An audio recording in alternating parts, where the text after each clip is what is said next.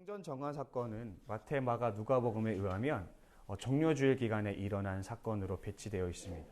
그런데 요한복음에서만 유독 공생의 초창기 사역 시기에 배치되어 있습니다. 사실 대다수의 신학자들은 이 종료주일 기간에 일어났다고 이제 보고 있습니다. 그렇다면 왜 이 요한복음은 공생의 초창기에 이 성전 정화 사건을 배치했는가 하면 아마 요한복음의 독특한 신학과 관점이 있기 때문입니다. 일단 성전 정화 사건을 보자면 이방인의 뜰에서는 이제 재물들을 사고 파는 시장이 형성되어 있습니다. 먼 타국에서 이제 유월절을 지키러 와야 하는 이스라엘 사람들은 그 먼 기간을 재물을 데리고 올 수가 없었기 때문에 이 현장, 예루살렘 제사 드리는 현장에서 재물을 구입해야 됩니다. 수요가 있으면 공급이 있겠죠. 그래서 이방인의 뜰에서 이 재물을 판매하는 상인들이 생겨나기 시작했습니다. 문제는 이 이방인 뜰, 이 좋은 몫에 이 재물을 사기 위해서는 제사장들의 허락이 필요하죠. 왜냐하면 성전 관리는 이 제사장들의 몫이기 때문입니다. 물론 이 허락은 그들에게 뒷돈을 찔러 넣어 줌으로써 허락을 받을 수 있는 것입니다. 그렇다면 이 상인들은 그 뒷돈을 찔러 넣어주기 위해서 빠져나간 손실을 보았던 자신의 재물을 메꾸기 위해서 또는 그 이상의 자신의 이익을 얻기 위해서 재물을 상당히 고가에 팔아치우는 일들을 행하게 되는 거죠. 그렇다면 먼 타국에서 오는 이 이스라엘 사람들, 디아스포라 유대인들은 어쩔 수 없이 그 고가의 재물을 살 수밖에 없는 일들이 일어나게 됩니다. 그러니까 성전 제사를 통해서 제사장의 배를 불리우는 일들이 일어나게 되는 것이죠. 성전 제사의 타락과 부패는 많은 예언자들의 분노를 산 바가 있습니다. 아모스서는 제사의 허위의식을 비판하며 하나님께서 제사가 혐오스럽다고 그 제사를 집어치우라는 아주 강도 높은 비판을 하고 있습니다. 예레미야는 아예 성전의 멸망을 예언하기도 합니다. 그리고 에스겔서는 하나님의 영이 떠난 성전이 이제는 더 이상 가치가 없다라고도 말을 합니다. 이런 예언서들의 특징은 성전과 제사가 그 목적을 이루면 아무짝에도 쓸모가 없다는 것을 가르쳐 주고 있습니다. 그리고 그 구약 예언자들의 경고가 지속되었음에도 불구하고 신약 시대에 이르러서도 이 성전과 제사는 완전히 부패했고 그 원래의 목적을 상실해서 완전히 가치를 잃어버린 상태에 있던 것입니다. 따라서 예수님의 분노는 그 예언자들과 동일한 메시지를 담고 있는 것입니다. 그러니까 예수님의 어떤 분노는 예수님만의 특별한 어떤 다른 것이 아니라 구약에서 전통에서 이어져 왔던 그 선지자들의 전통에 따르고 있다라는 것이죠. 그래서 타락할 대로 타락한 이 성전과 제2 그 신앙에 대해서 오늘 예수님께서는 일갈하고 계신 것입니다. 근데 이 일이 있고 나서 유대 이제 사람들이 묻습니다. 네가 이런 일을 행했는데 네가 무슨 권위로 이런 일을 행했는지 표적으로 증명해 보아라라고 이제 요구를 하는 것이죠. 그때 예수님께서 뭐라고 대답하시냐면 예수께서 대답하여 이르시되 너희가 이 성전을 헐라 내가 사흘 동안에 일으키리라라는 대답을 하십니다. 그리고 뒤에 가서 이 발언은 성전된 자기 육체를 가리키는 것으로 본문은 말하고 있습니다. 여기서 내가 사흘 동안에 일으키리라, 이 일으키다라는 단어는 정확히 부활했다라는 그 단어입니다. 예수님께서 사흘이라는 기간 동안에 일으키리라는 이 용어를 씀으로써 오늘 이 예수님의 대답이 가르쳐 주는 건 뭐냐면 예수님의 죽음과 부활 사건으로 예수님이 성전을 다시 세우신다라는 의미를 분명하게 말해주고 있는 것입니다.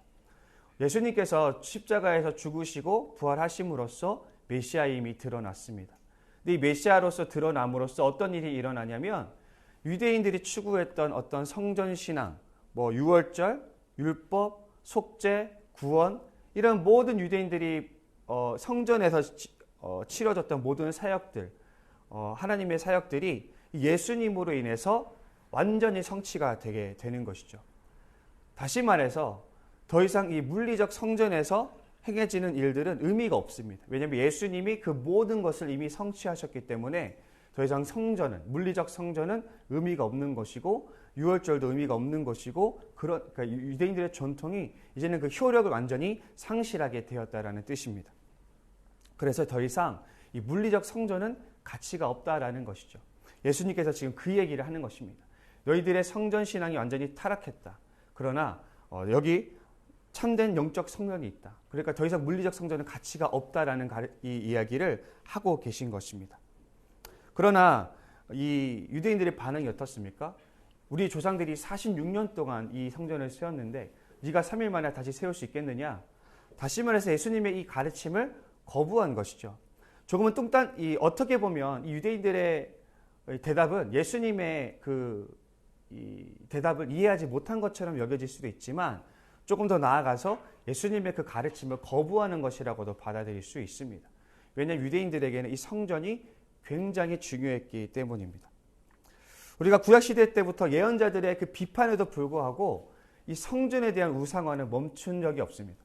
지속적으로 성전에 대한 과도한 신앙이 있었고 제사에 대한 과도한 신앙이 있었고 그것이 하나님의 뜻보다는 그 성전 그 자체가 절대화되어서 우상이 되어서 이들이 성전을 우상하는 그런 모습들을 우리가 지속적으로 성서에서 볼 수 있습니다. 그래서 예수님께서 그렇게 말씀하시죠. 하나님의 나라는 여기 있다 저기 있다 할 것이 아니라 너희 마음속에 있다. 또 요한복음에서는 이곳에서도 저곳에서도 말고 신령과 진정으로 예배할 때가 올 것이다 라는 가르침을 계속해서 주심으로도 불구하고 유대인들은 여전히 성전, 성전, 성전, 제사, 제사 이것만을 말하고 있었다라는 것이죠. 네, 우리 이렇게 인간은 율법이면 율법, 성전이면 성전, 제사면 제사 이렇게 지속적으로 우상 숭배를 하는 하나님을 섬긴다고 하면서도 그 신앙의 형식 자체를 우상화하는 일들을 지속적으로 해왔습니다. 근데 이 비판이 유대인들뿐만 아니라 우리 성도들에게도 적용되는 부분입니다. 많은 크리스천들이 사람을, 교회를 어떤 이데올로기나 어떤 신앙의 어떤 특별한 교리들을 우상화하는 우를 많이 범합니다. 그 중에 하나가 저는 인격적인 하나님에 대해서 우리가 우상으로 섬기는 것은 아닌가 생각해 보게 됩니다. 우리가 흔히 하나님을 인간과 같은 존재로 여길 때가 너무나 많습니다. 어떤 목사님은 기독교의 차별성을 인격적인 하나님에 두고 있습니다. 맞습니다. 물론 우리가 하나님이 인격적인 분이라는 고백을 하는 게 정상이고 그것이 우리의 신앙의 고백이고 성경에서 비롯되는 하나의 결론이라고 할 수 있습니다. 그러나 과연 하나님이 인격적이기만 한 분인가라는 질문을 해본다면 과연 우리가 그렇게 확신할 수 있을까? 성경은 뭐라고 말하냐면 하나님께서 의인과 악인에게 동일하게 비를 내리시는 분이라고 말합니다. 또 우리가 성경을 보면 고난과 고통, 재앙은 신자, 비신자, 의인, 악인 가릴 것 없이 모두에게 덮치는 것으로 말하고 있습니다. 우리가 어떤 가뭄이나 어떤 재앙을 보게 될 때 그것이 믿는 사람도 믿지 않는 사람도 동일하게 덮치는 것을 보게 될 때 우리는 마치 하나님이 냉혹한 자연 법칙처럼 이렇게 느껴질 때가 있는 것이죠. 전도서 1장은 이 세상의 이치가 자연 법칙과 다를 바 없다고 말합니다. 자연의 순환이 과거나 미래에도 계속 되풀이되고 세상의 모든 것이 자연 법칙에 따라 흘러간다라고 전도서가 말하고 있습니다. 여러분, 자연 법칙에는 어떤 감정이나 어떤 의지가 있지 않습니다.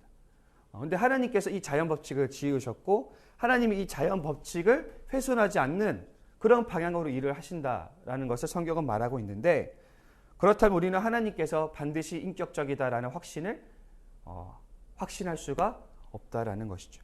그래서 우리는 때로는 하나님께서 비인격적인 방식으로도 일하신다는 사실을 우리는 성경에서 발견할 수가 있습니다. 그럼에도 많은 사람들이 하나님이 인격적인 분일 거라고만 기대합니다. 그러나 그 기대대로 반응하지 않는 하나님을 만나게 될 때 당황하게 되죠. 그러나 우리가 인격적이기에 하나님이 인격적일 것이라는 생각은 사실 오만입니다. 세상의 일들, 더 나아가서 하나님의 일들을 보게 되면 인간의 인식의 영역을 넘어서는 일들이 너무나 많기 때문입니다. 성경에 수많은 사람들이 하나님이 이렇게 일하실 거라고 기대하고 실제로 하나님이 다르게 일하실 때 당황해합니다. 왜냐하면 하나님은 인간의 어떤 사고방식을 뛰어넘어서 일하시는 초인격적인 분이기 때문입니다. 하나님이 영이라고 말을 하시죠. 여러분, 이 영이라는 건 무엇입니까? 신약에서 성령은 임의로 불되, 그러니까 바람으로 비유하는데 바람이 임의로 분다고 말합니다. 어디서 와서 어디로 가는지 알 수 없다라고 말을 합니다. 그러니까 이 영은 인간의 언어로는 형언할 수 없는 존재이죠. 여러분, 우리가 아는 성육신 사건은 하나님께서 육신의 몸을 입고 이 땅에 내려왔는데, 다시 말해서 영이신 하나님이 인간 수준으로 내려왔다라는 뜻입니다. 무슨 말입니까? 다시 거꾸로 보자면 하나님은 인간을 초월한 존재, 그러니까 인간의 수준으로는 어떻게 형언할 수 없는 인간을 초월한 존재라는 뜻입니다. 물론 인간은 자신의 어떤 인식의 틀 안에서 하나님을 생각할 수밖에 없기에 하나님의 인격성을 기대할 수밖에 없습니다. 그러나 성경은 또한 인격을 초월하시는 하나님에 대해서 말합니다. 그렇기 때문에 우리가 낯선 그 하나님의 어떤 어두운 그림자라고 할 수 있는 그 하나님의 비인격성을 받아들일 용기가 필요합니다. 그래서 우리가 언제나 인격적이기만을 바라는 그런 신앙에서 조금은 벗어나서 하나님의 비인격적인 부분까지도 우리가 품을 수 있는, 포용할 수 있고 그런 하나님조차도 신뢰할 수 있는 우리가 될 수 있기를 바랍니다. 예수님이 계속해서 자신의 영적 성전이라는 이 성경의 기록이 계속 지속되는데요. 요한계시록 21장에서 22절은 이렇게 말합니다. 이는 주 하나님 곧 전능하신 이와 및 어린 양이 그 성전이심이라. 그래서 또한 에베소서는 교회의 머리가 그리스도라고 선언합니다. 또 만물을 그의 발 아래 복종하게 하시고 그를 만물 위에 교회의 머리로 삼으셨느니라 라고 에베소서 1장에서 교회론을 이야기하면서 예수님을 교회의 머리라고 말합니다. 여기서 분명히 교회의 머리는 어떤 생물학적인 부위로서의 머리가 아니죠. 수장, 대장, 근본 이런 의미로서의 머리입니다. 다시 말해서 예수님이 교회의 근본이라는 것이죠. 요즘에 AI가 굉장하게 이제 화두입니다. 제가 최근에 AI가 이제 제작한 영상을 본 적이 있는데 정말 혀를 내두를 정도로 놀랍더라고요. 또 요즘에 AI가 이제 어떤 창작을 함으로써 예술계에 굉장하게 이제 큰 영향력을 발휘하는 것을 보게 됩니다. 사람들은 AI가 만들어낸 창작물을 보면서 굉장히 감탄하며 경이로워합니다. 그러나 엄연히 말해서 AI의 창작물에는 어떤 영혼도 담겨져 있지 않습니다. AI가 정말 그 뛰어난 어떤 메시지를 전하기 위해서, 무언가를 전하기 위해서 그런 영상물과 창작물을 만드는 것이 아니라 AI는 그저 막대한 데이터를 학습한 그 정보를 토대로 명령된 값을 그저 편집하는 그저 그런 것을 작업할 뿐이지 거기에 어떤 인간적인 어떤 메시지를 담고 있는 것이 아닙니다. 우리가 예술이라고 하면 어떤 것입니까? 인간의 고뇌나 인간의 고민, 인간의 어떤 아픔과 기쁨, 인간의 실존을 담아내는 것이 예술인데, 그렇다면 그런 의미에서 AI가 예술을 할 수 있을까라는 질문을 던진다면 사실 쉽지 않은 대답이죠. 우리가 AI가 만들어낸 창작물에서 어떤 인간적인 무언가를 발견해내려고 한다 해도 우리는 아무것도 발견할 수가 없습니다. 인간의 고뇌와 실존이 담겨져 있지 않은 창작물이 예술이 아니듯이 예수가 담겨져 있지 않은 모임은 교회가 아닙니다. 교회를 교회되게 하는 것은 바로 예수님이라는 사실입니다. 제가 이제 공부를 하면서 성경이 말하는 것과 여러 인문학의 논제들이 매우 흡사하다는 사실을 많이 보게 됩니다. 왜냐하면 서양 사상의 흐름상 그 뿌리에 기독교가 있기 때문인데요. 사랑, 헌신, 정의, 환대, 공공선 이런 것들은 우리 교회에서 외치는 가치이기도 하지만 이 세상의 인문학에서도 굉장히 추구하는 가치이기도 합니다. 그래서 때로는 이 세속의 학문이 종교의 영역을 완전히 대체한 것이 아닌가라는 그런 질문이 들 정도이기도 합니다. 그러나 분명히 말씀드릴 것은 봉사활동은 교회가 아닙니다. 어떤 순간 윤리적 가치를 위해서 모이는 모임도 마찬가지입니다. 교회는 예수가 주인입니다. 교회는 예수가 근본입니다. 예수가 머리고 중심이고 근본인 것입니다. 이 예수가 없는 모임은 교회가 될 수가 없는 것입니다. 그렇다면 우리의 모임은 어떻습니까? 우리의 모임은 얼마나 다릅니까? 우리의 모임 중에서 예수가 실종되었다면 우리의 모임은 교회라고 할 수 있겠습니까? 우리가 소그룹 때 나누는 대화들을 또 우리가 공동체로서 모였을 때 나누는 대화들을 우리가 잘 기억했으면 좋겠습니다. 그 대화 가운데 예수가 있는지, 예수의 가르침이 있는지, 저는 우리의 모임이, 우리가 모이는 모든 곳에서 예수를 말하기를 바랍니다. 예수의 가르침을 말하기를 원하고 예수의 가르침을 두고 묵상하고 고민하는 그런 모임이 될 수 있기를 바랍니다. 그래서 교회의 모임이 그저 어떤 사교 모임이나 다른 어떤 의도를 가진 모임이 아니라 예수를 말하는 그런 공동체가 될 수 있기를 바랍니다. 바라기로는 우리 모두가 예수를 말하는 그런 공동체를 만들어 갈 수 있기를 소망합니다. 예수의 말씀을 붙드는 진짜 교회가 되기를 소망합니다. 그래서 우리가 모이는 모든 곳에서 교회로서 우리가 공동체를 빚어나갈 수 있는 우리 성도님들 될 수 있기를 간절히 소망합니다. 우리가 시간하게 기도했으면 좋겠습니다. 이제 우리가 돌아오는 3월 10일 날 임시 사무총회 중요한 순간이 옵니다. 하나님, 모든 것이 하나님 뜻대로 이루어지게 하여 주시옵소서.